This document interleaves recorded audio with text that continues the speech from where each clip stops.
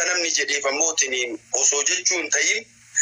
jechi ulamaa'in tokko achirraa haaseessu achitti itti duulu osoo hin ta'in ulamaa'in ijateen na tajimma jirtu ijateen na taarsii jirtu ijateen na taarargeellee ijateen akkasitti ilaalaa. Osoo itti duulu hin ta'in nuti maaltu nu keessaa bade biloonii maaltu nu keessaa bade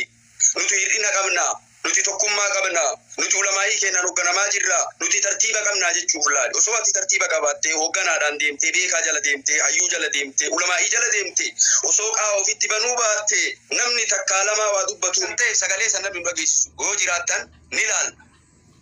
Anama fakkeenyaaf hukmii jimaa yoo kana gaafatan taate hukmii jimaa yoo kana gaafatan taate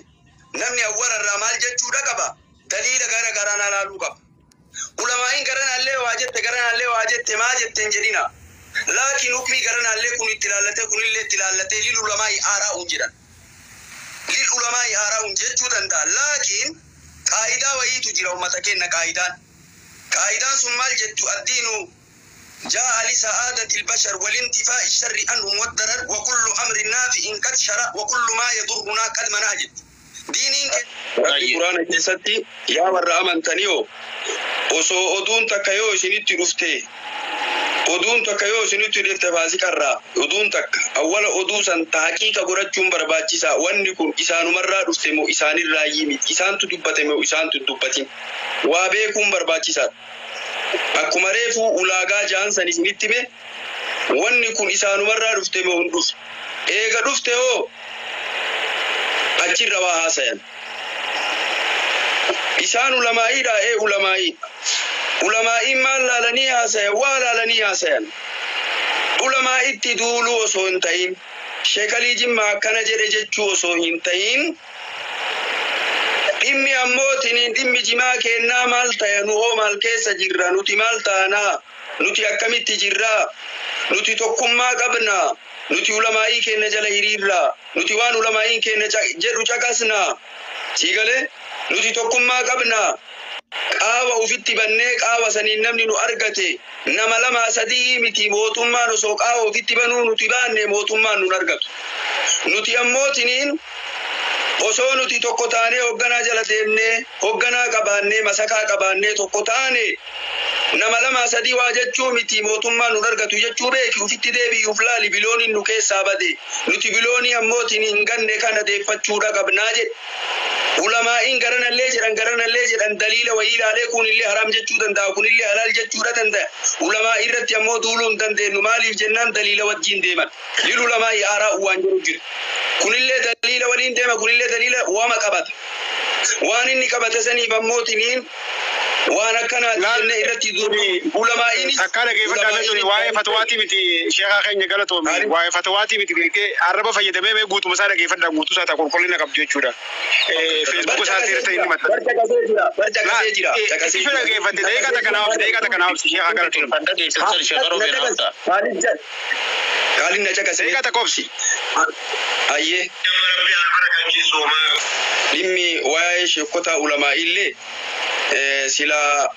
akkaataa itti daawwaa godhan hikmaadha. Daawwaan hikmaa barbaada. Arrabaa miti. Reefu ulaagaa jaa isinii himee jira. Oo namatti man daawwaa nama godhan ulaagaa jaa beekuun waan tokko haraama jechuuf ulaagaa jaa beekuun barbaachisa. Tokkoffaa lubbuu ofii irratti amanuu duniyaa ofii irratti waan kana yoo dubbadhe lubbuu kiyya irratti duulama duniyaa kiyya irratti duulama warra kiyya irratti duulama jedhuun barbaachisa. Lammeessu wanni kun waan fedhe isaa ta'uu dhabu waan shari'aan haraama goote ta'uu dhabu. Fedhii isaatiin yoo ammootiin waajibuu danda'e fedhii isaatiin jibbee waan san haraama jechuun danda'u. Wanni sun waan shari'aan haraama jetteen ta'u lammaffaa. Sadeessu wanni sun haraamni xiqqarraa gara guddaatti namticha san oofuu dhabu. Fakkeenyaaf namtichi tokko masgiida keessa dhaabatee surree gadi bu'u ijoollee mataa baraan ijoollee mataa faggaa yoo jedhe ijoolleen sun suurii yoo dhufte asirraan deebitu masgiida akkanatti daawwaan godhan haala nama ari'aniin daawwaan godhan takkaa nabiin keenya alayhi salaatu wassalaam nama ari'u. Nabii keenya Rabbi Quraana keessatti waan jedhuun law kunta osoo taate fazzan galiizan galiizal qalbi osoo nama ammootiin nama jajjaba nama ammootiin قلبي نساء غوغا وسوكتا تتاتي لم فضوا من أولك جرسني سلاس بيرك أن نمتك سنتك فتجان نمتك وسوك قلبك غوغا نما بدا نما جلو سوكتا تتاتي نما يوايان سوكتا تتاتي سلا نمتك سنتك فتجبيرا جرسن جارب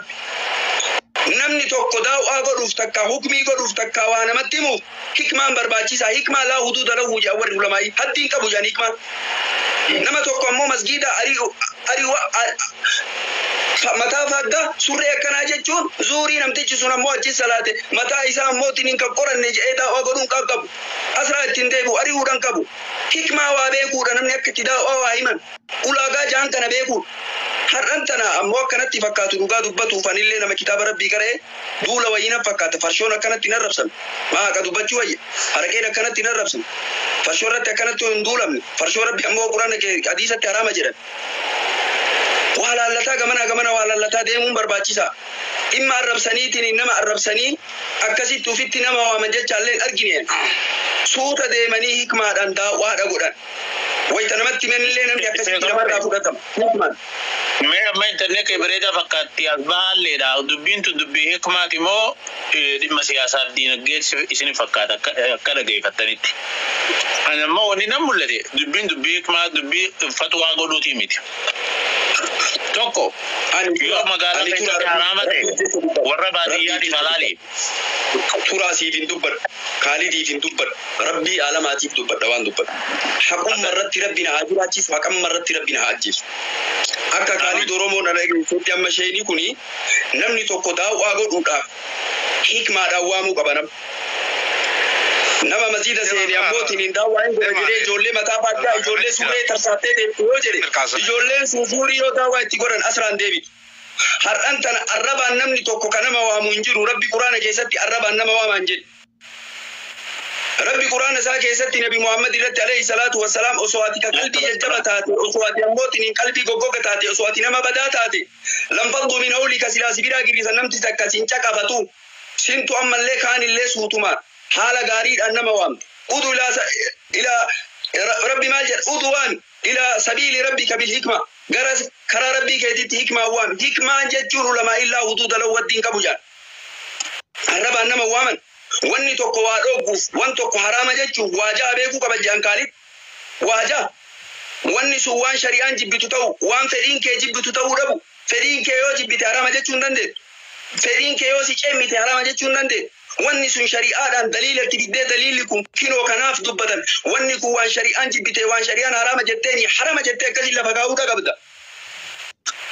waan fedhii kee ammoo si jibbiteef haraama jechuu hin dandeettu wanni tokko ammoo tiniin sawwaamuuf lubbuu keetirratti ma'amana ta'uu qabda waan sana yoo godhe adaqee ammoo taabota jarattiin diigaa yoo jette lubbuun kee hin dhiifamu lubbuu keetirratti amanu warra keetirratti way lubbuu kiyya waa godhanii way duniyaa kiyya waa godhanii jette ufamanuu qabda sadeessoo wanni sun namticha sana achirraa fuutee gara biraatti geessuu dhabu caatiin haraama yoo jette haraqessi yaalaa tara waan ammoo tartiibaan akkasitti deemuun barbaachisa ulaagaan lolaanillee miti hikmaadha barbaachisa akkaataa itti waamantu barbaachisa har'a akkama viidiyoo kana caqafadheetti dhiifama naa godhaan nama sheekaatiin illee waan jedhu nama xaalibaatiin illee waan jedhu nu biraa hikmaan akkamitti nama daawwatti waamaa jiru har'a daawwaa keessaa nama baasuuf deemaa jiran nama as waamuufu ka seene kana baasuuf deemaadha jiru ta'uudhaan qabu lolaan daawwaan godhamu hin jiru hikmaadhaan godhamu farshoo haraama rabbiin godhe rasuulli rabbiillee hadiisa keessatti dubbatanii rabbiillee quraana keessatti farshoo haraama godhe akkanatti lolame farshommaan sunuu akkanatti lolame hin godhamu rabbi quraana keessatti farshoo haala afuriin godhe takka haala shanillee jedhiin haraama hin jenne farshoo yurab martabaa afur keessa dhufte haala afur keessa abboo eegaduu idan ammoo salaatatti hin dhiyaatinaa jechuu jira waytakaan dhugaa jechuma ba eegaduu idan salaatatti hin dhiyaatinaa jechuu jira haala afur keessa maaliif jennaan ummanni arabaa sun xabiyaa godhate aadaa godhate waan aadaa irra jiru tokko dhaabaa jechuuniin takkitti maan hin dandayamu suutuma suutaan martabaa afur keessa dhufte kumarratti aayaan innamal kamru wal meeysu jechuun dhufte achirra ammootiin warri bilookitti gadi naqa warri madiinaa haraama ta'uun galteefi kumarra eega paartii afurii dhagaan paartii afurii san irratti ammootiin bilookii sikaka bilookii keessa gadi naqan farshoo masanuu haraama jechuuf ka rasuulli rabbii dubbatanii rabbi quraana keessatti dubbate haraama jechuuf nama farshoo dhugu tokko itti dhuftee bifa lolaatiin hin waamtu أبو حرام أوني كمار ويدجا تشونين كم كان جماعة سيرت أكنت الربسو بيتي نتلي وري أموتي من شيخ وفين السلام عليكم دمينا وعليكم السلام ورحمة الله وانغونو ما بلغيا أنا واي أكداوات ورنا حكمة في وان داو سان كينيا شيخ كينيا شيخ عربي أقل تومو وقال بتي أني أرمان دقي سجل تنا حاسوسا من دقي شيالي جمع مالي ولماي كينيا قطعة nama ijo Oromian kaptu Islam ni lengkap paisa tok me akare mutana obleg incident bote ramate dimeti agon sunti me du marabbiti wa wais walga garsifu ana ma asosa kana jenda gerra yani mata kaisa wani rufe duran turse nama Islam arati kaisafu Islam Oromo rati كيسافو حرر جرتي إلالشي إثيوبيان كابتو إلالش داتي أنا نمو وني شكلون جرو شيخ عربي ميجرا إتأنسى إلالشي أرسي داف كابن أت إسلام كيسافو أكسبتي نمو درجة كابا أنا إذن جو إن أورمون هندي غراغر أودن تين هنداو أكورمتو إلالش بدانو كابن إلالشا تونغورا نوكاباتنو uci kenya lalani ko batanu anu uci kenya jeti la mana saborum ma kenya mirga kenya falmachu mirga kenya biro kunne khel bana ma biro falmachu falmu fi alhamdulillah wa rasulullah khatani mirga ma di bumiti mirga kawachu amna kharbi no kanne ne falmura wani garu asade bino she an gero takta kamata ki ruwasli ma na majma jalatu na majma kama waye jimara jimana kamna magola jiman بريدة مفقطة جمان شرف كان ساكمي يوجان يمون دنديا أما أنهم ما نكسيسون يرون جبوجرا يرون جر حواسك يلاله دلوتا أما دي مجرو أكلت كمان وان بوجران زاد تبوجران يرون جبوجرا واسلما والله يوصل أبا بيسر يرون جوجرا نمك كمرا جرا خانا مال تفيده namni qiyasa beeku dhabu daangaa qabaachuu dhabu guddaan xiqqaa daangaatti godhu yoo tolaantii humnaan jireeshina wal qubaachuu dhabu kana cufa gabrummaa lola adda addaa rakkoo adda addaa alagaadhaan miidhamaa jiruutu addaan facaasee ilmoon dargee dhabdee abbaan dargee dhabee ilmoo qubaachuu dhabee faffaca'u kana إيمانا كباتشو أبو جارتي غني تبرا فولو إلمان تلاني إيشاني خام برا خطو زعام تلاقيتشو قبل جمار الدبرسو أنا الراجزين خنجو يتراي قلت خني ساسو جرو بريكي ما شيخني إيسر العبتيتي وان خنجي إيرو إن موتم ما وجهول كو باتيتي خرورو موتم ما تبي خرورو إني أدوم ما نقبو قدي إنه كون إني مالي إيستوري إيستي براتي إنيوف براتي ماليف براتي نرى ربي سلاتا نرى تو جريني ساخبجا نما يفيقو داو خننو ما تدرين ترى إني نما علماء يقطع نما إفهمتي الموني للمتي حواسهم رألا تيو بكبو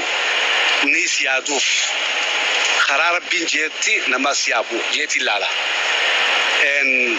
وان أما دي مجرو جولة أكمل كموجرتي نبي قدنا كمل كموجرا نمني دلقو قبوا كمل كموجرا